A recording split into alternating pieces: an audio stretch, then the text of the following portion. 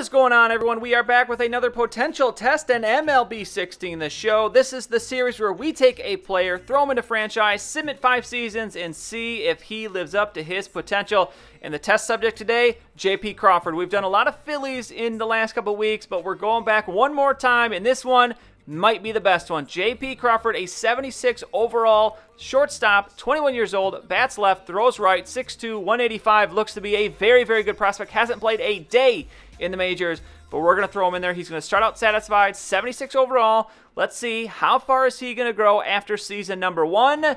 And he's up to an 80, +4. He gets +7 to contact versus righties, +9 versus lefties. Power versus righty doesn't change. -2 for lefty power, +3 for his vision, +1 to discipline, +3 to clutch. His bunt goes up 3 and 2. Durability is going to go up 3. Fielding is up 3. Arm strength the same. And arm accuracy reaction, well, 3 as well. And then +2 to his base running aggression. So a nice 4-point bump for Crawford. 151 games, 69 runs, 153 hits, 7 home runs, 39 RBIs, 12 stolen bases, and he hits 270. A very nice full season for J.P. Crawford. So understandable the gain in the overall, and he is still going to be satisfied. So that is a true 4-point gain as he's unhappy about his contract. Clearly only making $55,000. We're going to fix that, though, there after the first season. So on to season number 2, from an 80, what's he going to go to now? Up to an 83. Another nice gain from Crawford. +2 for contact on both sides. +6 for his power versus righty, +1 for lefty, +2 to his vision, +2 to discipline, 3 for clutch, 3 for bunt, and 2 for drag bunt, 3 for his durability, 2 to fielding, 3 for arm strength and accuracy,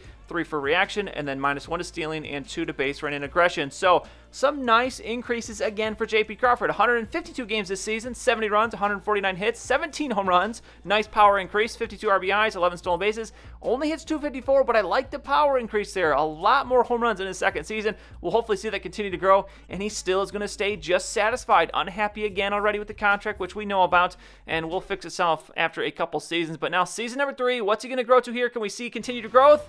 Yes, we can. Up to an 86 now. -1 to his contact versus righties, +5 for lefties, +8 for his power versus righties, +2 for lefties. His discipline or vision is going to go up 2, discipline 4, 3 for his clutch, 2 for bunt, 3 for drag bunt, 3 for durability, 2 to fielding, 3 to arm strength, 2 to arm accuracy, and then 3 to reaction. So again, nice consistent growth. He is going to be hurt for a little bit this season, but still plays 120 games, 110 hits, 14 home runs, 54 RBIs, 8 stolen bases, and again, a lower average of 251, but still okay, and is still just satisfied. So these are true growths for him. It's not anything to do with his morale, giving him the extra boost in his attribute overall. So on to season number 4. Can we see this growth? This would be unseen, really, and oh, you gotta be kidding me. He's up to a 91, +6 to his contact versus righties, +1 for lefties, no change in power versus righties, +5 to his power versus lefties, +2 to vision, 4 to discipline, 3 to clutch, 3 to bunt, 2 to drag bunt, 2 to durability, 2 to fielding, 3 to arm strength, 2 to arm accuracy,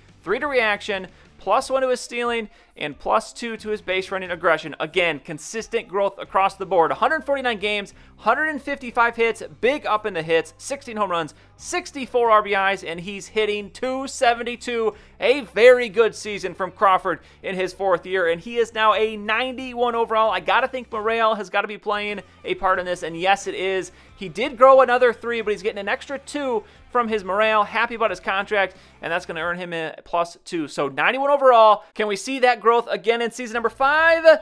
No, down to an 88, +5 to contact versus righties, -3 for lefties, +1 to power versus righties, -6 to power versus lefties, +3 to discipline, +3 to clutch, +1 to bunt, +1 to durability, +1 to fielding, 1 to accuracy reaction, and then -1 to speed and -1 to stealing. So this is the first time we haven't seen growth across the board, and we're seeing a lot more reductions in his attributes. 155 games, 90 hits, 90 runs, 165 hits, 19 home runs, 65 RBIs, 17 stolen bases, and 279.